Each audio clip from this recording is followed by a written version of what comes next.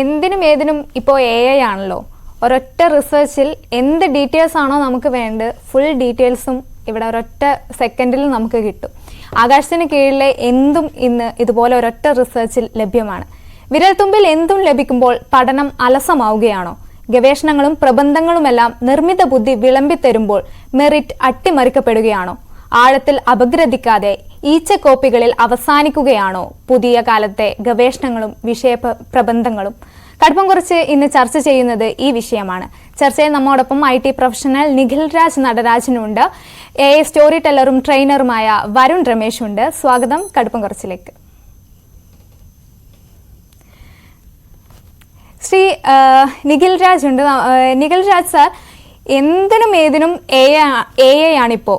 നമുക്ക് പോയിന്റ്സ് ആണെങ്കിൽ അങ്ങനെയുണ്ട്, പ്രബന്ധങ്ങളായിട്ടാണെങ്കിൽ അങ്ങനെയുണ്ട്, റിസർച്ച് പേപ്പറുകളാണെങ്കിൽ അങ്ങനെയുണ്ട്. എല്ലാത്തിനും ഒരൊറ്റ സെർച്ച് കൊണ്ട് സെക്കൻഡുകൾക്കുള്ളിലാണ് ഫുൾ ഡീറ്റെയിൽസും നമ്മുടെ വിരൽത്തുമ്പിൽ എത്തുന്നത്. എത്രമാത്രം ഈ AI നമ്മുടെ നിത്യജീവിതത്തിലെ ഒരു ഭാഗമായി കഴിഞ്ഞു? ഇത് പുതിയ സാങ്കേതിക വിദ്യകൾ നമുക്ക് തിരിച്ചടിയാവുകയാണോ ചെയ്യുന്നത്? നമസ്കാരം. ആദ്യമായിട്ട് ഒരു ടെക്നോളജി നമുക്ക് ഉപകാരമാകുന്നത് ആ ടെക്നോളജി സാധാരണക്കാരന്റെ അല്ലെ സാധാരണ മനുഷ്യന്റെ സാധാരണ ജീവിതത്തെ സഹായിക്കുമ്പോഴാണ്. അപ്പം താങ്കൾ പറഞ്ഞ പോലെ ആർട്ടിഫിഷ്യൽ ഇന്റലിജൻസ് എന്നത് ചില കാര്യങ്ങളിൽ നമുക്ക് ഡെഫിനറ്റ് ആയിട്ട് സഹായമാണ്. നമ്മളെ അത് ഉപകരിക്കുന്നുണ്ട്, നമുക്ക് വല്ലാത്ത തരത്തിൽ ഉപകരിക്കുന്നുണ്ട്. ഇപ്പോൾ റിസർച്ച് ചെയ്യുന്ന കാര്യത്തിലാണെങ്കിൽ അല്ലെങ്കിൽ പ്രബന്ധങ്ങൾ തയ്യാറാക്കുമ്പോൾ നമുക്ക് ആർട്ടിഫിഷ്യൽ ഇന്റലിജൻസ് ഉപയോഗിച്ച് പ്രബന്ധങ്ങൾ തയ്യാറാക്കാൻ സഹായിക്കും. എന്നാൽ എന്താണ് വേണ്ടതെന്നോ എങ്ങനെയാണ് അതിന്റെ ഡേറ്റ വേണ്ടതെന്നോ എന്നുള്ളതൊന്നും ആർട്ടിഫിഷ്യൽ ഇന്റലിജൻസിൽ നിന്ന് കിട്ടില്ല. അതുകൊണ്ട് തന്നെ റിസർച്ച് ചെയ്യേണ്ടവർ യഥാർത്ഥത്തിൽ റിസർച്ച് ചെയ്യും. ഉള്ള ഡേറ്റാബേസിൽ നിന്ന് കുറച്ച് ഡേറ്റ ലഭ്യമാക്കാനാണ് ഇപ്പോൾ ആർട്ടിഫിഷ്യൽ ഇന്നത്തെ സാഹചര്യത്തിൽ AI സഹായിക്കുന്നത്. ഇനിയും എയുടെ തന്നെ നെക്സ്റ്റ് ഒരു ജനറേഷൻ ആണ്, അതായത് മറ്റൊരു തലമാണ് ജനറേറ്റീവ് AI, GenAI എന്നറിയപ്പെടുന്നത്. GenAI ആണ് യഥാർത്ഥത്തിൽ നമ്മളെ കുറച്ചുകൂടി സഹായിക്കുന്നത്. GenAIയിൽ ഉള്ള അഡ്വാൻറ്റേജ് എന്ന് പറഞ്ഞാൽ പുതിയ കണ്ടന്റ് ജനറേറ്റ് ചെയ്യാൻ, പുതിയ കണ്ടന്റ് ക്രിയേറ്റ് ചെയ്യാനുള്ള കഴിവുണ്ട് ആർട്ടിഫിഷ്യൽ ഇന്റലിജൻസിന്. അതായത് നമ്മൾ ഒരിക്കൽ പഠിപ്പിച്ചു കൊടുത്ത ഒരു കമ്പ്യൂട്ടറിനെ അല്ലെങ്കിൽ ഒരു ഡാറ്റാബേസിലേക്ക് ഒരിക്കൽ ഫീഡ് ചെയ്ത് കൊടുത്ത കണ്ടന്റിൽ നിന്നും പുതിയൊരു തരം കണ്ടന്റ് ക്രിയേറ്റ് ചെയ്യാനുള്ള ഒരു കഴിവ് ആർട്ടിഫിഷ്യൽ ഇന്റലിജൻസിനുണ്ട്. അത് വെച്ചിട്ടാണ് ഇപ്പോൾ നമ്മൾ കാണുന്ന പുതിയ തരം പാട്ടുകൾ, പുതിയ പിക്ചറുകൾ, പുതിയ വീഡിയോ, ഇതൊക്കെ ക്രിയേറ്റ് ചെയ്യാൻ AIക്ക് സാധ്യമാകുന്നു. അപ്പം ഇത് സാധിക്കുന്നതെന്ന് വെച്ച് കഴിഞ്ഞാൽ ജനറേറ്റീവ് AIയുടെ ഒരു ആപ്ലിക്കേഷൻ, അതായത് ഉള്ള കണ്ടന്റിൽ നിന്നും പുതിയ ഒന്ന് ക്രിയേറ്റ് ചെയ്തെടുക്കാൻ. ഇത് യഥാർത്ഥത്തിൽ നമുക്ക് ഇന്നല്ലെങ്കിൽ പോലും നാളെ ഒരു സമയത്ത് ഉപകാരപ്പെടും, ഒരു സംശയവുമില്ല. ഇന്ന് പലരും ഉപയോഗിക്കുന്നത്, നിങ്ങൾ പലരും ChatGPT ഉൾപ്പെടെയുള്ള പല ആപ്ലിക്കേഷൻസും ഓൾറെഡി ഉപയോഗിക്കുന്നവരാകും. ഈ ആപ്ലിക്കേഷൻസിൽ നിന്നൊക്കെ നമുക്ക് ഇന്നത്തെ അവസ്ഥയിൽ ലഭ്യമാകുന്നത് ഡേറ്റയാണെങ്കിൽ നാളെ കുറച്ചുകൂടി ഇപ്പൊ തന്നെ നമുക്ക് മ്യൂസിക്കും ഇമേജസും ക്രിയേറ്റ് ചെയ്യാനുള്ള ടൂൾസ് ഉണ്ട്. വീഡിയോസ് 2-3 സെക്കൻഡ് വരെ കിട്ടുന്ന വീഡിയോസ് ക്രിയേറ്റ് ചെയ്യാനുള്ള ടൂൾസ് ഓൾറെഡി അവൈലബിൾ ആണ്. എന്നാൽ നാളെ ഒരു സമയത്ത് വലിയ ഫുൾ ലെങ്ത് മൂവി തന്നെ ക്രിയേറ്റ് ചെയ്യാൻ പറ്റുന്ന തരത്തിലുള്ള GenAI tools, artificial intelligence tools തന്നെ വരുമെന്നാണ് പ്രതീക്ഷിക്കുന്നത്. അതുകൊണ്ട് നമുക്കതൊരു ദോഷമാണോ എന്ന് ചോദിച്ചു കഴിഞ്ഞാൽ ആ ചോദ്യത്തിനെ 2 തരത്തിൽ കാണണം. മനുഷ്യൻ പല സമയത്തും പല കണ്ടുപിടുത്തങ്ങൾ നടത്തുന്നത് നമുക്ക് ദോഷമല്ല, ഗുണമാണ് പലതരത്തിലും ചെയ്തിട്ടുള്ളത്. നമുക്ക് കുറച്ച് ചരിത്രത്തിലേക്ക് പോയി നോക്കിയാൽ തന്നെ അറിയാം. പണ്ട് മനുഷ്യൻ മെഷീനുകൾ കണ്ടുപിടിച്ചു, അതിനെ പിന്നീട് ഇൻഡസ്ട്രിയൽ റവല്യൂഷൻ 1 എന്ന് വിളിച്ചു. അതിനുശേഷം ഇലക്ട്രിസിറ്റി ഉപയോഗിച്ച് കുറച്ചുകൂടി കാര്യങ്ങൾ, ആദ്യത്തെ സ്റ്റീം എഞ്ചിൻ ആയിരുന്നെങ്കിൽ രണ്ടാമത് ഇലക്ട്രിസിറ്റി വന്നു. അതിനുശേഷം കമ്പ്യൂട്ടറുകൾ വന്നു, റോബോട്ടുകൾ വന്നു. എന്നാൽ ഇന്നിപ്പോ ആർട്ടിഫിഷ്യൽ ഇന്റലിജൻസ് വരുമ്പോൾ ഇതിനെ ഇൻഡസ്ട്രി കാണുന്നത് ഇൻഡസ്ട്രിയൽ റവല്യൂഷൻ 4 എന്നാണ്. എന്ന് വെച്ച് കഴിഞ്ഞാൽ ഇത് ഇൻഡസ്ട്രിയിൽ ഒരു വലിയ മുന്നേറ്റം ഉണ്ടാക്കും എന്നാണ് വിദഗ്ധർ അഭിപ്രായപ്പെടുന്നത്. വലിയ മുന്നേറ്റം ഉണ്ടാക്കും എന്ന് പറഞ്ഞാൽ ഇപ്പോൾ ചെയ്തിരിക്കുന്ന ചില റോളുകൾ മാറും. മുൻപ് നമ്മൾ പല വലിയ ബിൽഡിങ്ങുകൾ ചെല്ലുമ്പോഴും നമ്മൾ കണ്ടിട്ടുണ്ട്, അവിടെ ലിഫ്റ്റ് ഓപ്പറേറ്റർ എന്നൊരു ജോലി ഉണ്ടായിരുന്നു, ഒരു റോളായിരുന്നു അത്. എന്നാൽ ഇന്ന് ആ റോൾ പല ബിൽഡിങ്ങുകളിലും ഇല്ല, നമ്മളുടെ ഫ്ലാറ്റുകളിലില്ല. അവിടെ നമുക്ക് സെൽഫ് ഓപ്പറേറ്റഡ് ആയിട്ടുള്ള ലിഫ്റ്റുകളാണുള്ളത്. ചില സ്ഥാപനങ്ങളിൽ ഇപ്പോഴും അതുണ്ട്, രോഗികളെയൊക്കെ സഹായിക്കാനായിട്ട്. പക്ഷെ പൊതുവെ അത്തരം റോളുകൾ ഇല്ലാതായി. എന്ന് പറഞ്ഞതുപോലെ ആർട്ടിഫിഷ്യൽ ഇന്റലിജൻസിന്റെ വരവോടുകൂടി ചില റോളുകൾ ഇല്ലാതാവും. ഒരു ഉദാഹരണം പറയുവാണെങ്കിൽ നമുക്ക് ഓഡിയോ ആർട്ടിസ്റ്റ് എന്നൊരു റോൾ ഉണ്ടായിരുന്നു. ഞാൻ മീഡിയ ആയിട്ട് കണക്ട് ചെയ്ത് പറഞ്ഞാൽ ഓഡിയോ ആർട്ടിസ്റ്റ് എന്നൊരു റോൾ ഉണ്ടായിരുന്നു. ആ റോള് സ്വാഭാവികമായിട്ടും ഇല്ലാതാവുകയാണ്. കാരണം ഓഡിയോ വളരെ നല്ല രീതിയിൽ നമുക്ക് ഇഷ്ടമുള്ള രീതിയിൽ മോഡുലേറ്റ് ചെയ്ത് തരുന്ന ഓഡിയോ ടൂളുകൾ ഇപ്പോൾ തന്നെ ലഭ്യമാണ്. അതേപോലെ തന്നെ നമുക്കറിയാം, പുതിയ നിയമസംഹിത നമുക്ക് രാജ്യത്ത് നിലവിൽ വന്നു. ഇന്ന് ആ നിയമം അറിയുന്ന വക്കീലന്മാർ ആരുമില്ല എന്നല്ല, അവർ ഓൾറെഡി പഠിച്ചിട്ടുണ്ടാവും. പക്ഷെ അതിനേക്കാളും ഗംഭീരമായി പറയാൻ ഈ ഡേറ്റ അഡാപ്റ്റ് ചെയ്തിട്ടുള്ള ഒരു AI ടൂളിന് സാധിക്കും. അങ്ങനെ എവിടെയൊക്കെ AI ടൂൾ കൃത്യമായി യൂസ് ചെയ്യുന്നോ അവിടെയൊക്കെ യഥാർത്ഥത്തിൽ നമുക്ക് ഗുണകരമായി മാറത്തുള്ളൂ. മെഡിസിൻ മറ്റൊരു വലിയ മേഖലയാണ്, നമ്മളെ വലിയ രീതിയിൽ സഹായിക്കാൻ പോകുന്ന ഒരു മേഖല എന്ന് തന്നെ പറയാം. കാരണം നമുക്ക് വർഷങ്ങളുടെ പരിചയം കൊണ്ട് അവരുടെ എക്സ്പീരിയൻസിലൂടെ നേടിയെടുക്കുന്ന ഒരു അറിവ്, അത് ഒരു AI ടൂളിന് വളരെ നിസ്സാരമായി നിമിഷങ്ങൾ കൊണ്ട് അവർ ആ ടൂളിന്റെ കയ്യിൽ അല്ലെങ്കിൽ അവരുടെ ഡേറ്റ സെറ്റിലുള്ള ആയിരക്കണക്കിന് ഡേറ്റകൾ അല്ലെങ്കിൽ ലക്ഷക്കണക്കിന് ഡേറ്റകൾ കമ്പയർ ചെയ്ത് ഒരു രോഗിക്ക് എന്താണോ യഥാർത്ഥത്തിൽ ആവശ്യമുള്ളത്, ഞാനൊരു രോഗിയാണെങ്കിൽ എനിക്ക് എന്താണോ എന്റെ സാഹചര്യം എന്താണ്, എന്റെ ഏജ് എന്താണ്, ഞാൻ ജീവിക്കുന്ന സാഹചര്യം എന്താണ്, എനിക്ക് ഇതിനു മുമ്പുള്ള അസുഖങ്ങൾ എന്താണ്, ഇതിന് സമാനമായ അസുഖങ്ങൾ വന്നിട്ടുള്ള, ഇതിന് സമാനമായ പ്രായമുള്ള ശാരീരിക രീതികളുള്ള ഒരാൾക്ക് കൊടുത്ത അതിൽ നിന്ന് നല്ല റിസൾട്ട് വന്ന് പോസിറ്റീവ് റിസൾട്ട് ഉണ്ടായിട്ടുണ്ടാവും, നെഗറ്റീവ് റിസൾട്ട് ഉണ്ടായിട്ടുണ്ടാവും. ഈ ഡേറ്റ എല്ലാം നിമിഷങ്ങൾ കൊണ്ട് കമ്പയർ ചെയ്ത് ഏറ്റവും നല്ല സൊല്യൂഷൻ റെക്കമെൻഡ് ചെയ്യാൻ ഒരു AI ടൂളിന് സാധിക്കും. ഒരു പക്ഷേ ഡെഫിനറ്റ്ലി ഒരു ഡോക്ടർക്കും സാധിക്കില്ല എന്നല്ല, ഡോക്ടറുടെ എക്സ്പീരിയൻസ് കൊണ്ട് അത് സാധിക്കും. എന്നാൽ നിമിഷങ്ങൾ കൊണ്ട് ഇത്തരം റെക്കമെൻഡേഷൻസ് നൽകാൻ ഒരു AI ടൂളിന് സാധിക്കും. പലപ്പോഴും ടെക്നോളജി വേൾഡിൽ പറയുന്ന ഒരു കാര്യം, ഇന്നത്തെ അവസ്ഥയിൽ AI ടൂൾ നിങ്ങൾക്ക് ഒരു അസിസ്റ്റന്റ് മാത്രമാണ്. AI ടൂളിൽ നിന്ന് നിങ്ങൾ കിട്ടുന്ന റിസൾട്ട് ഒരു തവണ മനുഷ്യനൊന്ന് അനലൈസ് ചെയ്ത് ഇത് ശരിയാണോ എന്ന് നോക്കണം. ഇന്നത്തെ സാഹചര്യത്തിൽ ഒരുപക്ഷെ നാളെ അതും മാറുമായിരിക്കും.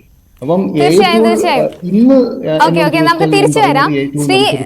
ശ്രീ വരുൺ രമേശ്, ഇത്തരത്തിൽ നമ്മുടെ ഡാറ്റകളുടെ കാര്യം അദ്ദേഹം പറഞ്ഞു. അതുപോലെ തന്നെ ഭാവിയിൽ ഇത് നമ്മുടെ വീഡിയോകൾ ക്രിയേറ്റ് ചെയ്യുന്നുണ്ട്, പല ഫോട്ടോസുകൾ ക്രിയേറ്റ് ചെയ്യുന്നുണ്ട്, അത്തരം ഗുണകരമായ വശങ്ങളൊക്കെ അദ്ദേഹം പറഞ്ഞു. അതോടൊപ്പം തന്നെ നമ്മുടെ ഈ വീഡിയോസ് ക്രിയേറ്റ് ചെയ്യപ്പെടുമ്പോൾ അല്ലെങ്കിൽ ഓഡിയോകൾ ക്രിയേറ്റ് ചെയ്യപ്പെടുമ്പോൾ അത്തരത്തിൽ അത് ഉപയോഗിച്ച് നിരവധി തട്ടിപ്പുകളും കൂടി ഒരു വശത്ത് നടക്കുന്നുണ്ട്. നമ്മുടെ പ്രൈവസിയെ കൂടി ബാധിക്കുന്ന ഒരു വിഷയം കൂടിയാണിത്. അതിനെക്കുറിച്ച് എന്താണ് പറയാനുള്ളത്? പ്രൈവസിയെ കുറിച്ച് പറയുകയാണെങ്കിൽ AI അല്ലെങ്കിൽ ഡീപ് ഫേക്ക് പോലത്തെ ടെക്നോളജികൾ വലിയ രൂപത്തിൽ നമ്മുടെ ജനാധിപത്യ പ്രക്രിയയിൽ തന്നെ ഇടപെട്ട സാഹചര്യങ്ങൾ ഉണ്ടായിട്ടുണ്ട്. കഴിഞ്ഞ ഇലക്ഷൻ തിരഞ്ഞെടുപ്പ് കാലത്ത് ഡീപ് ഫേക്കുകൾ എങ്ങനെയാണ് നമ്മുടെ വാട്സാപ്പുകളിലേക്ക് നിറഞ്ഞു കവിഞ്ഞത് എന്നുള്ളത് നമുക്ക് എല്ലാവർക്കും അറിയാവുന്ന കാര്യമാണ്. പല സംസ്ഥാനങ്ങളിലും അതിൻ്റെ വലിയൊരു പ്രളയം തന്നെ ഉണ്ടായിരുന്നു. നമ്മുടെ ഇവിടെയും വലിയ രൂപത്തിലുള്ള വിവാദങ്ങൾ അതുമായി ബന്ധപ്പെട്ടിട്ടൊക്കെ ഉയർന്നു വന്നിട്ടുണ്ട്. ഇതിൽ നമ്മൾ കാണേണ്ട ഒരു സംഭവം എന്ന് പറഞ്ഞാൽ, ഇത് ഒരു ടൂൾ, ഒരു AI ടൂൾ എന്ന് മാത്രം വെച്ച് സംസാരിക്കുന്നതിൽ കാര്യമുണ്ട് എന്ന് എനിക്ക് തോന്നുന്നില്ല. മറിച്ച് ഇത് ഇപ്പം മുസ്തഫ സുലൈമാൻ എന്ന് പറയുന്ന മൈക്രോസോഫ്റ്റിന്റെ അദ്ദേഹം പറഞ്ഞൊരു വാക്ക് വളരെ പ്രധാനപ്പെട്ടതാണ്. നമുക്ക് ഇഷ്ടപ്പെട്ടാലും ഇല്ലെങ്കിലും AI is A new digital species എന്ന് പറയുന്നത്. അതായത് നമ്മുടെ കൂടെ വർക്ക് ചെയ്യുന്ന ഒരു ശ്രീ നിഖിൽ രാജിലോട്ട് ഒന്ന് പോവാണ്. സർ നേരത്തെ പറഞ്ഞ പോലെ ഈ ഡാറ്റകൾ ശേഖരിക്കുന്നതിൻ്റെയൊക്കെ ഗുണങ്ങളെ കുറിച്ച് പറഞ്ഞു. അതുപോലെ തന്നെ ഇപ്പുറത്ത് ദോഷങ്ങളുണ്ട് എന്നുള്ളത് മനഃപൂർവ്വം തിരിച്ചറിയാതെ ഇരിക്കുന്ന ഒരു സമൂഹം കൂടി ഉണ്ടെന്ന് മനസ്സിലാക്കേണ്ടതുണ്ടോ? ദോഷങ്ങളുണ്ട്. ഞാൻ അതിനു മുമ്പ് വരുൺ പറഞ്ഞ നിർത്തിയ ഒരു കാര്യത്തിൽ നാട് ചെയ്തോട്ടെ. ഡീപ് ഫേക്കുകളോട് ഗുണം മാത്രമല്ല, ദോഷങ്ങൾ മാത്രമല്ല, ഗുണങ്ങളും കഴിഞ്ഞ ഇലക്ഷൻ സമയത്തുണ്ടായിരുന്നു. നമ്മൾ കണ്ടു 2018 മരിച്ച കരുണാനിധി ജനങ്ങളോട് സംസാരിക്കുന്നത് കണ്ടു. അത് ഡീപ് ഫേക്കിന്റെ ഒരു ആപ്ലിക്കേഷൻ ആയിരുന്നു. അത് ഉറപ്പായിട്ടും അദ്ദേഹത്തിന്റെ ഫോളോവേഴ്സിന് അത് സന്തോഷം നൽകുന്ന ഒരു കാര്യമാണ്. ജയലളിത ജനങ്ങളോട് സംസാരിച്ചു. അതുപോലെ തന്നെ നരേന്ദ്രമോദി ഹിന്ദിയിൽ സംസാരിച്ചത് തമിഴിൽ തത്സമയം ട്രാൻസ്ലേറ്റ് ചെയ്തു. അപ്പം ഇതൊക്കെ ഒരു ഡെഫിനറ്റ് പോസിറ്റീവ് റിസൾട്ട് നൽകിയ കാര്യമാണ്. താങ്കൾ ചോദിച്ച ചോദ്യം കാണാതെ പോകുന്നതാണോ അല്ലെങ്കിൽ മനസ്സിലാക്കാതെ പോകുന്നതാണോ എന്ന് ചോദിച്ചു കഴിഞ്ഞാൽ എല്ലാ മേഖലയിലും ഉണ്ട് ഇത്തരം ഒരു പ്രശ്നം. ഏത് ടെക്നോളജി അഡാപ്റ്റ് ചെയ്യുമ്പോഴും അവിടെ എല്ലാം പ്രശ്നങ്ങൾ നിരവധിയാണ്. നമുക്ക് ഇന്റർനെറ്റിന്റെ തന്നെ കഴിഞ്ഞ ദിവസം വന്നൊരു വാർത്ത നമ്മൾ കേട്ടതാണ്. ഇന്റർനെറ്റിലൂടെ ലക്ഷക്കണക്കിന് കോടി രൂപയാണ് ഓരോ തട്ടിപ്പുകൾ നടത്തി കൊണ്ടുപോകുന്നത്. അപ്പം AI ടൂൾ യഥാർത്ഥത്തിൽ ഫ്രോഡ് ഡിറ്റക്ഷനിൽ വളരെ അഡ്വാൻസ്ഡ് ആണ്. പലപ്പോഴും നമ്മൾ നടത്തുന്ന ഓൺലൈൻ ട്രാൻസാക്ഷൻസിൽ നമ്മൾ അറിയാതെ തന്നെ താഴെ ഒരു ലെയറായി നിന്നുകൊണ്ട് പലതരത്തിലുള്ള ഫ്രോഡ് ഡിറ്റക്ഷൻ നടത്താൻ ഇപ്പോൾ തന്നെ AI ടൂൾസ് പല കമ്പനികളും യൂസ് ചെയ്യുന്നുണ്ട്. അപ്പം ഒരു സൈഡിലൂടെ ഈ പ്രോബ്ലംസ് ഉണ്ട് എന്ന് പറയുമ്പോഴും അതിനെയൊക്കെ ഓവർകം ചെയ്യാനുള്ള അഡ്വാൻസ് അഥവാ വളരെ വേഗത്തിലുള്ള അഡ്വാൻസ്മെന്റ് ആണ് ഇൻഡസ്ട്രിയിൽ നടക്കുന്നത്. എയുടെ കാര്യത്തിൽ നമ്മൾ കാണുന്ന ഒരു വ്യത്യാസം എന്ന് പറഞ്ഞു കഴിഞ്ഞാൽ, പണ്ടൊക്കെ ഒരു ടെക്നോളജി സാധാരണഗതിയിൽ സക്സസ്ഫുൾ എന്ന് പറയുന്നത് 10 ലക്ഷം യൂസേഴ്സ് വരുമ്പോഴെന്നാണ് പറയപ്പെടുന്നത്. അപ്പം മറ്റ് ടൂളുകളൊക്കെ 10 ലക്ഷം യൂസേഴ്സിലേക്ക് കഴിഞ്ഞാൽ വർഷങ്ങൾ എടുത്തിട്ടാണെങ്കിൽ, ഇന്നകാലത്ത് AI ടൂൾ എന്ന് പറഞ്ഞു കഴിഞ്ഞാൽ ഇന്നലെ വന്ന ടൂൾ ഇന്ന് ഹിറ്റ് ആവുന്ന അവസ്ഥയിലേക്ക് മാറുകയാണ്. അപ്പം അത്ര വേഗമാണ് അഡാപ്റ്റ് ചെയ്യുന്നത്. അതുപോലെ തന്നെ വളരെ വേഗമാണ് പുതിയ ടെക്നോളജി വന്നുകൊണ്ടിരിക്കുന്നത്, പുതിയ ഡെവലപ്മെന്റ് വന്നുകൊണ്ടിരിക്കുന്നു. തീർച്ചയായും നമ്മള് വരുൺ രമേശിന്റെ അടുത്ത് നമ്മള് ചോദിച്ചുകൊണ്ടിരുന്നത് പ്രൈവസി കാര്യങ്ങളായിരുന്നു, പ്രൈവസി ഇഷ്യൂ ആയിരുന്നു നമ്മൾ ചോദിച്ചുകൊണ്ടിരുന്നത്. അതിലോട്ട് തന്നെ പോവുകയാണ്. ശ്രീ വരുൺ രമേശ്, നമുക്ക് തുടങ്ങാം. എന്തൊക്കെയാണ് ഇതിലുണ്ടാവുന്ന പ്രൈവസി ഇഷ്യൂസ്? നമുക്ക് അങ്ങനെ അങ്ങോട്ട് വിശ്വസിച്ച് ഈ പറഞ്ഞ എയുടെ കയ്യിലെല്ലാം അങ്ങ് ഏൽപ്പിക്കാൻ പറ്റുമോ? അല്ല, അതിന് കൃത്യമായിട്ട് 2 തലമുണ്ട് എന്ന് തന്നെയാണ് എനിക്ക് തോന്നുന്നത്. കാരണം ഒന്ന്, ഹ്യൂമാനിറ്റിക്ക് ഏറ്റവും വലിയ ത്രെട്ടാണ് എന്ന് പറയുന്ന ഒരു ഭാഗവും, അതിനപ്പുറത്ത് നേരത്തെ സാറൊക്കെ പറഞ്ഞതുപോലെയുള്ള വളരെ കൃത്യമായിട്ട് അതിനെ എങ്ങനെ യൂസ് കേസിൽ നമ്മുടെ ദൈനംദിന ജീവിതത്തിൽ എങ്ങനെ ഉപയോഗിക്കാം എന്നുള്ളതും. ഇത് നമ്മൾ സ്ഥിരം പറയുന്നൊരു കാര്യമുണ്ട്, ഒരു കത്തി ഒരാളുടെ കയ്യിൽ കിട്ടിയാൽ അത് എങ്ങനെ ഉപയോഗിക്കണം എന്നുള്ളത് ആ മനുഷ്യൻ്റെ ഡിസ്കഷനാണ്. എങ്ങനെ അത് ഉപയോഗിക്കണം, ഏത് രൂപത്തിൽ അതിനുപയോഗിക്കണം. അത് വേണമെങ്കിൽ വളരെ ക്രിയേറ്റീവായിട്ട്, അല്ലെങ്കിൽ നമുക്ക് വീട്ടിലെ പച്ചക്കറി അരിഞ്ഞിട്ട് ഉപയോഗിക്കാം, അല്ലെങ്കിൽ ഒരാളെ കുത്തിക്കൊല്ലാൻ വേണ്ടിയും ആ കത്തി ഉപയോഗിക്കാം. അതുപോലെ തന്നെയാണ് ഇത് ടൂൾ.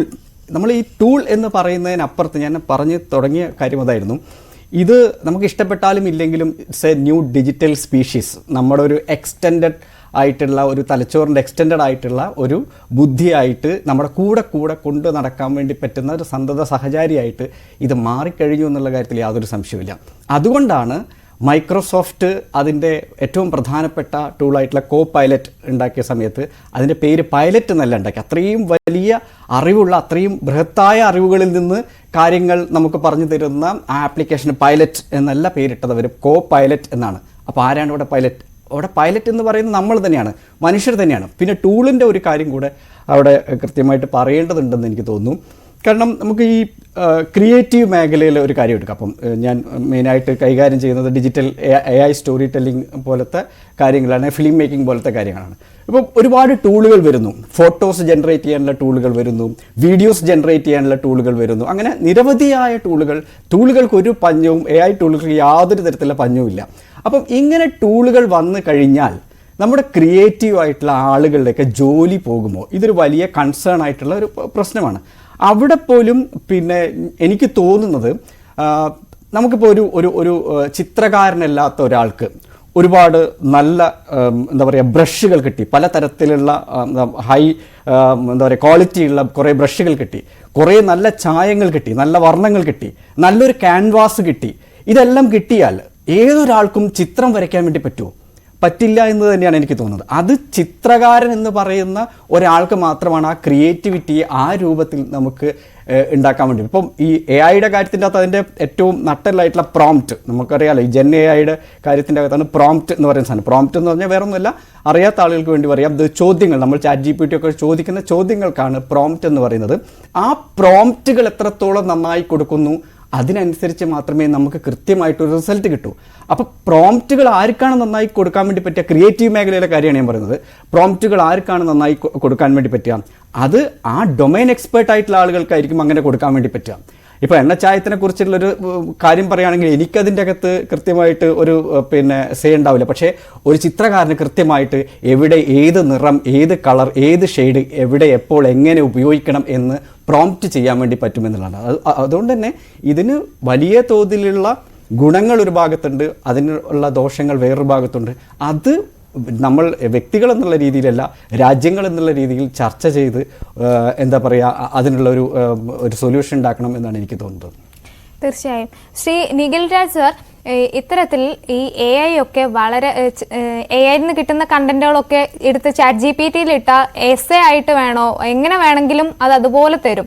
വേണമെങ്കിൽ നമുക്ക് തിരുത്താം, അല്ലെങ്കിൽ അതുപോലെ കോപ്പി പേസ്റ്റ് ചെയ്ത്, പ്രത്യേകിച്ച് സ്കൂൾ കുട്ടികളൊക്കെ ഹോംവർക്ക് ചെയ്യാൻ വേണ്ടി വരെ ഇത്തരം ChatGPT-യെയും AI പോർട്ടുകളൊക്കെ യൂസ് ചെയ്യുന്നു, അതിനെ ആശ്രയിക്കുന്നു എന്നാണ് നമുക്ക് മനസ്സിലാകുന്നത്.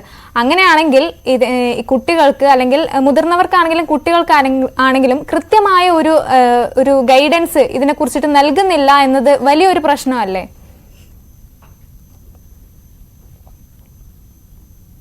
കേൾക്കാമോ?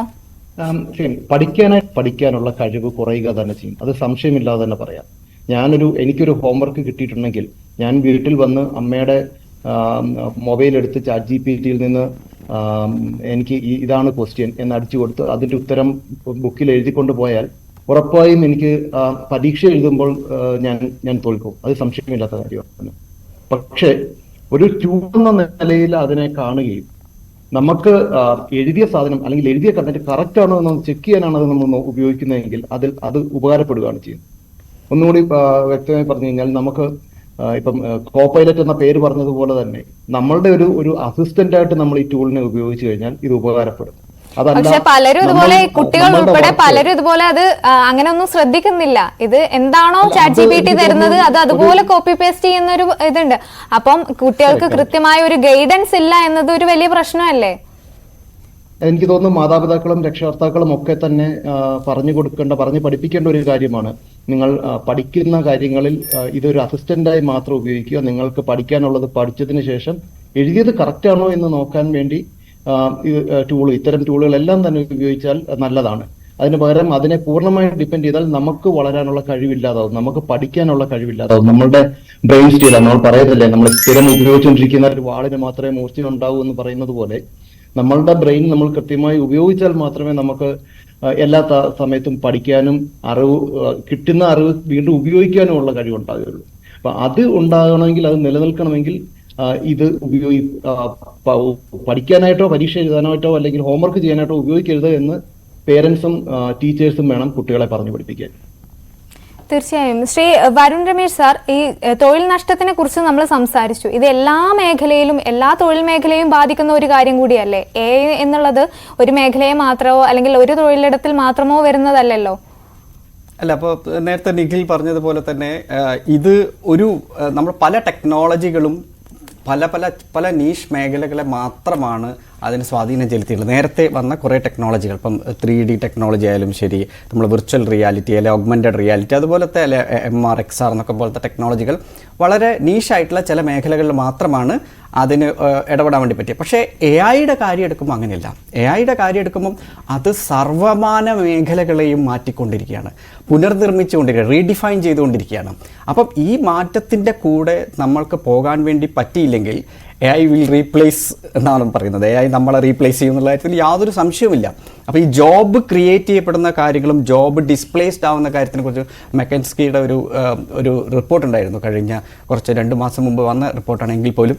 അതിൽ പറയുന്നത് ഏതാണ്ട് 550 to 850 മില്യൺ ജോബ്സ് പുതുതായിട്ട് 2030 കൂടി ക്രിയേറ്റ് ചെയ്യപ്പെടുന്ന പറഞ്ഞത്. അതേ സമയത്ത് 430 മുതൽ 480 വരെയുള്ള മില്യൺ ജോബ്സ് അവിടെ നഷ്ടപ്പെടുന്നു പറയുന്നുണ്ട്. ഭൂമുഖത്ത് നിന്ന് നഷ്ടപ്പെടും. ഇപ്പോൾ ലിഫ്റ്റ് ഓപ്പറേറ്റർമാരുടെ കഥ പറഞ്ഞു. അതുപോലെയുള്ള ഓട്ടോമേറ്റഡ് ആയി മാറാൻ സാധ്യതയുള്ള പല മേഖലകളുണ്ടാകും. അവിടെ കൃത്യമായി തൊഴിൽ നഷ്ടപ്പെടും എന്നുള്ള കാര്യത്തിൽ യാതൊരു സംശയവുമില്ല.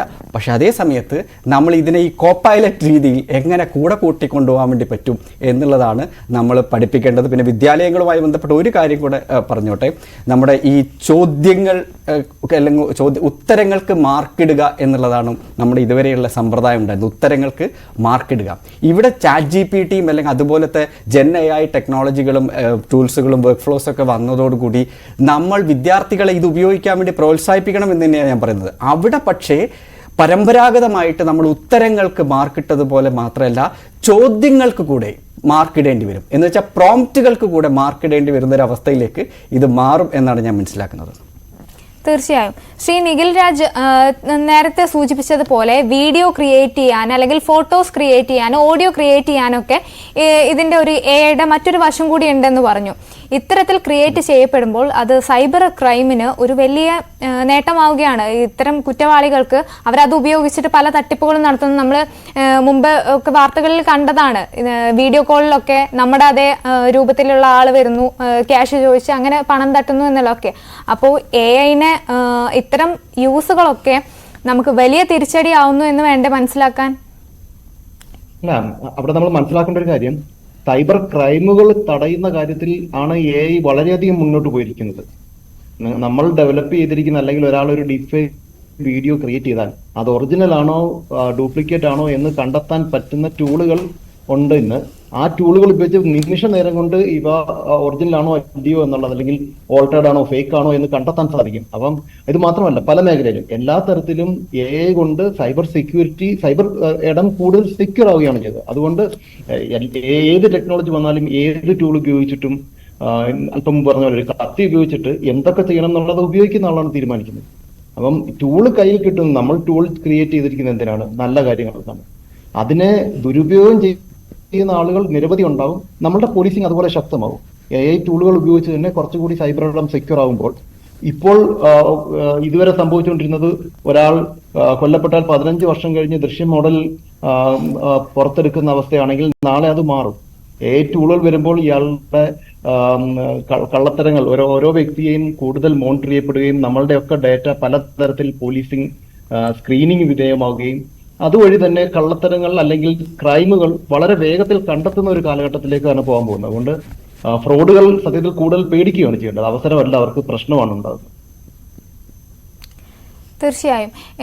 ശ്രീ വരുൺ രമേശ്, ഇത്തരത്തിൽ നമ്മുടെ ഡാറ്റകൾ ശേഖരിക്കപ്പെടുന്നുണ്ട് ഇത്തരം AI വഴി. അത് എങ്ങനെയൊക്കെയാണ് നമ്മളെ ബാധിക്കുന്നത്? ഇപ്പം ഡേറ്റ എല്ലാ രൂപത്തിലും ശേഖരിക്കപ്പെടുന്നുണ്ട്. ഇപ്പം നമുക്കറിയാം, ആപ്പിൾ ഇപ്പം വരുന്ന വാർത്തകൾ ശരിയാണെങ്കിൽ ആപ്പിൾ അതിൻ്റെ പുതിയ ഫോൺ iPhone 16 ഒക്കെ ഇറങ്ങാൻ വേണ്ടി പോകണം. ആ iPhone 16 ഇറങ്ങുന്ന സമയത്ത് അവർ ഗൂഗിളുമായിട്ടാണ് ടൈപ്പ് ചെയ്യാൻ വേണ്ടി പോകുന്നതെന്നാണ് പറഞ്ഞു കേട്ട വാർത്ത. കാരണം വെച്ചാൽ ഡേറ്റ അവരുടെ കയ്യിലാണുള്ളത് എന്നുള്ളത് കൊണ്ട് തന്നെ. ഇപ്പം നമുക്കറിയാം, ഇപ്പം മെറ്റ AI വന്നു. എല്ലാവരുടെ വാട്സാപ്പിലും ഈ പറയുന്ന എന്താ പറയുക, നമ്മളൊക്കെ ഒരുപാട് ഇമേജുകൾ ഉണ്ടാക്കി വീഡിയോസ് ഉണ്ടാക്കാൻ വേണ്ടി ശ്രമിക്കുന്നു, അല്ലെങ്കിൽ ഫണ്ണി ആയിട്ടുള്ള ചില സംഭവങ്ങൾ ഉണ്ടാക്കാൻ വേണ്ടി ശ്രമിക്കുന്നു. നമ്മളുടെ തന്നെ ഫോട്ടോ തന്നെ മാനിപ്പുലേറ്റ് ചെയ്ത് വേറെ എന്താ പറയുക, ഗംഭീര സുന്ദരന്മാരും സുന്ദരികളുമായിട്ടുള്ള ഫോട്ടോകൾ ഉണ്ടാക്കാൻ വേണ്ടി ശ്രമിക്കുന്നു. അങ്ങനെ പല പല രൂപത്തിൽ നമ്മുടെ തന്നെ അവതാറുകൾ ഉണ്ടാക്കാൻ വേണ്ടി ശ്രമിക്കുന്നു, ഒക്കെ ചെയ്യുന്നുണ്ട്. എൻ്റെ ഏറ്റവും ഗംഭീരമായ രൂപം ഉണ്ടാക്കാൻ വേണ്ടി നമ്മൾ ശ്രമിച്ചു. ഇത് എന്തിനാണ് ഇങ്ങനെ ചെയ്യുന്നത്? ഒരു വലിയ കമ്പനി എന്തിനാണ് നമ്മുടെ ഫോട്ടോ ആവശ്യപ്പെടുന്നത്? നേരിട്ട് നിങ്ങളോട് ഒരു ഫോട്ടോ അപ്ലോഡ് ചെയ്യണം എന്ന് പറഞ്ഞു കഴിഞ്ഞാൽ ഒരു പക്ഷേ നിങ്ങൾ അപ്ലോഡ് ചെയ്യാൻ സാധ്യതയില്ല. അവിടെ ലക്ഷക്കണക്കിനോ കോടിക്കണക്കിനോ അല്ലെങ്കിൽ ലോകം മുഴുവനുള്ള വലിയൊരു ഡേറ്റാബേസിൻ്റെ അകത്തേക്കാണ് നമ്മളുടെ ഫോട്ടോകൾ. ഇപ്പോൾ ഫോട്ടോ ഒരു ഉദാഹരണം എടുക്കാം. ഇപ്പം എൻ്റെ ഒരു ഫോട്ടോ, അല്ലെങ്കിൽ എന്താ പറയുക, എൻ്റെ കൂടെ ഇരിക്കുന്ന ഒരാളുടെ ഫോട്ടോ, അദ്ദേഹം മലപ്പുറത്തുകാരനാണെങ്കിൽ അല്ലെങ്കിൽ മലപ്പുറത്തുകാരിയാണെങ്കിൽ അവരൊരു ഫോട്ടോ അപ്ലോഡ് ചെയ്യുന്ന സമയത്ത് ഈ ഫോട്ടോ മെറ്റ പഠിക്കുന്നുണ്ട്. ഇപ്പം മലപ്പുറത്ത് ഇന്ന സ്ഥലത്തു നിന്നുള്ള ആളാണ്, ഇയാളുടെ ജിയോഗ്രാഫിക്കൽ ലൊക്കേഷൻ ഇതാണെന്നുള്ളത് മെറ്റയ്ക്ക് അറിയാം. അതുപോലെ കാസർഗോഡ് എന്നുള്ള ഒരാൾ ഇത് ഫോട്ടോ കൊടുക്കുകയാണെങ്കിൽ അവർക്കറിയാം കാസർഗോഡ് എന്നുള്ള ഒരാളാണ്, തിരുവനന്തപുരത്തുള്ള ആളാണെങ്കിൽ അങ്ങനെ. ഇത് കൃത്യമായി ഡേറ്റാ ബേസിൽ ഇത് അനലൈസ് ചെയ്യുകയും നമ്മൾ ഒരു പ്രോംപ്റ്റ് കൊടുക്കുകയാണെന്ന് വിചാരിക്കാം. എനിക്ക് മലപ്പുറത്തുകാരനായ ഒരാളുടെ ദൃശ്യം വേണം, ഒരു കൊണ്ടോട്ടിക്കാരനായ ഒരു പയ്യൻ്റെ ദൃശ്യം വേണം, അല്ലെങ്കിൽ ഒരു പെൺകുട്ടിയുടെ ദൃശ്യം വേണം എന്ന് പറഞ്ഞു കഴിഞ്ഞാൽ ഈ 100 കണക്കിന് ശേഖരിക്കപ്പെട്ട വിവരങ്ങൾക്കകത്ത് നിന്നായിരിക്കും നിങ്ങൾക്കൊരു സാധനം ജനറേറ്റ് ചെയ്യുന്നത്. അതിൻ്റെ മുകളിലുള്ള വലിയ ലീഗൽ ബാറ്റിൽസ് നമ്മൾ പല അമേരിക്കയിലൊക്കെ ഇപ്പോൾ വലിയ രൂപത്തിൽ നടന്നുകൊണ്ടിരിക്കുന്നുണ്ട്. നമ്മളിവിടെ എത്രത്തോളം അതിനെ ഗൗരവമായിട്ട് എടുക്കുന്നുണ്ട് എന്നുള്ള കാര്യത്തിൽ നമുക്ക് അറിയില്ല. ഒരുപാട് നിയമങ്ങളൊക്കെ നമുക്കുണ്ടെങ്കിൽ പോലും ഈ പറയുന്ന ഡേറ്റ പ്രൈവസിയുമായി ബന്ധപ്പെട്ട സംഭവത്തിൻ്റെ അകത്ത് നമ്മൾ എത്രത്തോളം സീരിയസ് ആകുന്നുണ്ട് എന്നുള്ള കാര്യത്തിൽ പ്രധാനപ്പെട്ട ഒരു ചോദ്യമാണ്. അതുകൊണ്ട് തന്നെ നമ്മൾ നിരന്തരം മെറ്റായി പോലത്തെ സംഭവങ്ങൾ വരുമ്പോൾ അതിൻ്റെ ഒരു എന്താ പറയുക, അതിൻ്റെ ഒരു കൗതുകത്തിൻ്റെ മുകളിൽ നമ്മൾ അവർക്ക് ഡേറ്റ കൊടുക്കുന്നു, ഫോട്ടോ കൊടുക്കുന്നു. പക്ഷെ അത് ഉപയോഗിക്കുന്നത് ഈ രൂപത്തിലായിരിക്കും. കാരണം ഇപ്പം നിങ്ങൾക്കറിയാം, ഏതെങ്കിലും ഒരു ഫോട്ടോ ജനറേഷൻ ആപ്ലിക്കേഷൻ്റെ അകത്ത് നമ്മളൊരു ഫോട്ടോ ഇട്ടിട്ട് ഒരു കൊണ്ടോട്ടിക്കാരൻ്റെ ഫോട്ടോ വേണം, അല്ലെങ്കിൽ മലപ്പുറത്തെ ഒരാളുടെ ഫോട്ടോ വേണം, അല്ലെങ്കിൽ കാസർഗോഡുകാരൻ്റെ ഒരു പയ്യൻ്റെ ഫേസ് വേണം എന്ന് പറഞ്ഞു കഴിഞ്ഞാൽ അത് ഏറെക്കുറെ ഒരു എന്താ പറയുക, സൗത്ത് ഇന്ത്യൻ രീതിയിലുള്ള ഒരു സാധനമായിരിക്കും വരും. ആക്യുറേറ്റ് ആയിട്ടുള്ള ഒരു ഫേഷ്യൽ എക്സ്പ്രഷൻ ചിലപ്പം കിട്ടിക്കൊള്ളണമെന്നില്ല. ഞാനിപ്പോൾ പല ടൂളുകളും ഉപയോഗിക്കുന്നുണ്ട്, ഇതുപോലത്തെ ഫോട്ടോ ജനറേഷൻ പ്രൊഫഷണൽ ആയിട്ടുള്ള ആപ്ലിക്കേഷനുകൾ ഉപയോഗിക്കുന്നുണ്ട്. പക്ഷേ ഇത് കിട്ടുന്നില്ല. എന്തുകൊണ്ടാണ് കിട്ടാത്തത്? ഇവരുടെ ഡാറ്റാബേസ് അത്രയും സ്ട്രോങ് അല്ല. അപ്പോൾ ഇവിടെ ഈ മെറ്റ പോലത്തെ സംഭവങ്ങൾ 100 കണക്കിന് 1000 വിവരങ്ങൾ ഫ്രീ ആയിട്ട് എന്ത് ചെയ്യാണ് നമ്മൾ ഇവർക്ക് കൊടുത്തുകൊണ്ടിരിക്കുകയാണ്. അതിൽ നിന്ന് ജനറേറ്റ് ചെയ്യുന്ന സാധനങ്ങൾ ആക്യുറേറ്റ് ആയിരിക്കും, പക്ഷേ നമ്മുടെ ഡാറ്റയാണ് അവിടെ ഉപയോഗപ്പെടുന്നതെന്നുള്ള കാര്യം വളരെ പ്രധാനപ്പെട്ടതാണ്. തീർച്ചയായിട്ടും ആ പ്രൈവസിയുടെ കാര്യത്തിൽ ഇതുപോലെ AI മാത്രമല്ല, മുമ്പ് നമ്മൾ ഉപയോഗിക്കുന്ന പല ആപ്പുകളും ഇങ്ങനെ തന്നെയാണ്. ശ്രീ നിഖിൽ രാജ് സാർ, ഇത്തരത്തിൽ പല രീതിയിലും ബോധവൽക്കരണം ഒക്കെ ആവശ്യമാണ്. പക്ഷേ നേരത്തെ സൂചിപ്പിച്ചതുപോലെ തന്നെ റിസർച്ച് പേപ്പറുകൾ ഉൾപ്പെടെ AI ആശ്രയിക്കുന്നു, അല്ലെങ്കിൽ ChatGPT പോലുള്ള അത്തരം സാങ്കേതിക വിദ്യകളാണ് ഉപയോഗിക്കുന്നത്, അതാണ് ഉപയോഗപ്പെടുത്തുന്നത്, അതിനെ മാത്രം ആശ്രയിക്കുന്നു എന്ന തരത്തിലുള്ള ആരോപണങ്ങളും ആക്ഷേപങ്ങളും ഒക്കെ വരുന്നുണ്ട്. സോഷ്യൽ മീഡിയയിൽ അടക്കം വലിയ ചർച്ചയാവുന്നു. അത് എന്ത് തോന്നുന്നു? അങ്ങനെയാണോ ഈ ഇത്തരം റിസർച്ച് പേപ്പറുകൾ പോലും പണ്ടത്തെ പോലെ ആഴത്തിലുള്ള ഒരു പഠനമല്ലാതെ അങ്ങനെ വരുന്നതാണോ ഇപ്പോ? അങ്ങനെയല്ല. നമ്മൾക്ക് അധ്യാപകരോട് തന്നെ സംസാരിച്ച് നോക്കാവുന്നതാണ്. അവർ തന്നെ പറഞ്ഞു തരും. ഇതിനകത്ത് നമ്മൾ മുൻപ് എഴുതിയ ഒരു കണ്ടന്റ് പ്ലാഗരിസം ചെക്ക് ചെയ്യാറുണ്ടായിരുന്നു. നമ്മൾ എഴുതിയത് വേറെ എവിടുന്നെങ്കിലും മോഷ്ടിച്ചാണോ എന്നറിയാൻ വേണ്ടി പണ്ടുണ്ടായിരുന്നത് പ്ലാഗരിസം ചെക്കായിരുന്നു.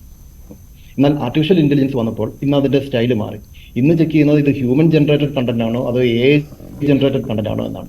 അപ്പം ഒരു റിസർച്ച് പേപ്പർ ഇന്ന് ഒരു തീസിസ് സബ്മിറ്റ് ചെയ്താൽ അധ്യാപകർ ചെയ്യുന്നത് ഇത് പ്ലേഗറിസം ടൂൾ പോലെ തന്നെ AI ഡിറ്റക്ഷൻ ഉണ്ടോ എന്നുള്ളത്, ഇത് AI ജനറേറ്റഡ് കണ്ടന്റ് ആണോ എന്ന് ചെക്ക് ചെയ്യും.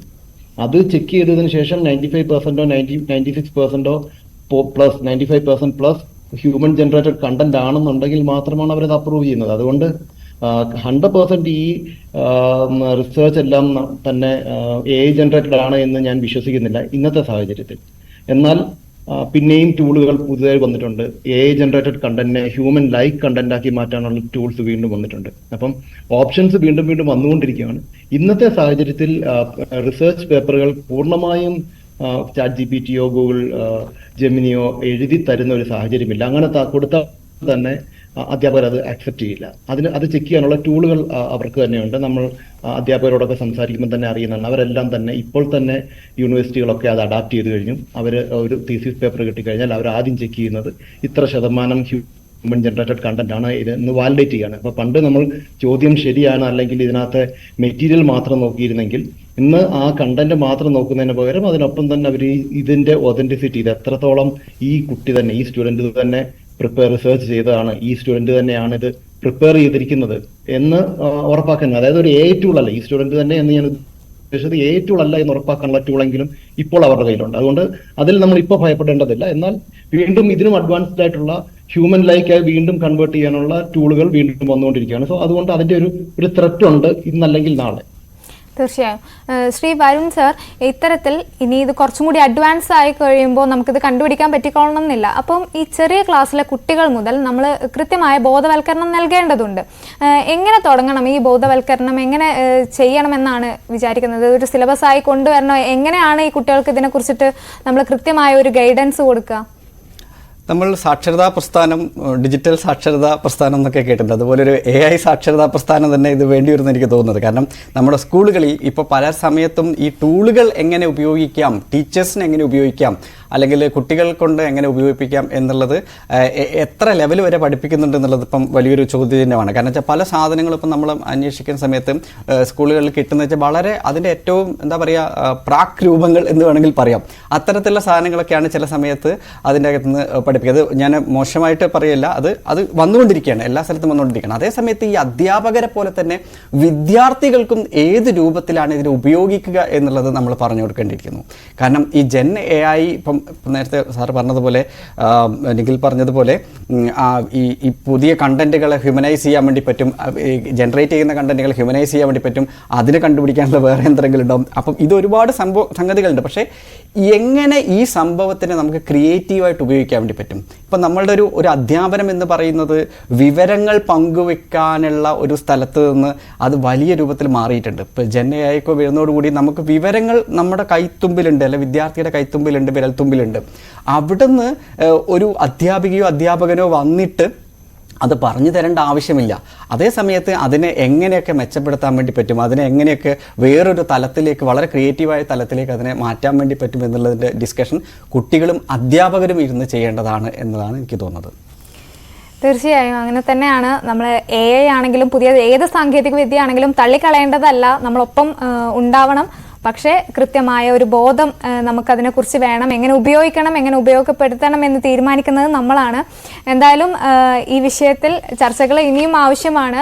നമുക്ക് വരും ദിവസങ്ങളിൽ അങ്ങനെ പ്രതീക്ഷിക്കാം. നമുക്ക് നന്നായി തന്നെ ഈ AI സാങ്കേതിക വിദ്യകളൊക്കെ ഉപയോഗിക്കാൻ പറ്റട്ടെ. അപ്പോൾ എന്തായാലും ചർച്ചയുടെ സമയം ഇവിടെ പൂർണ്ണമാവുകയാണ്. ചർച്ചയിൽ പങ്കെടുത്തവർക്ക് നന്ദി.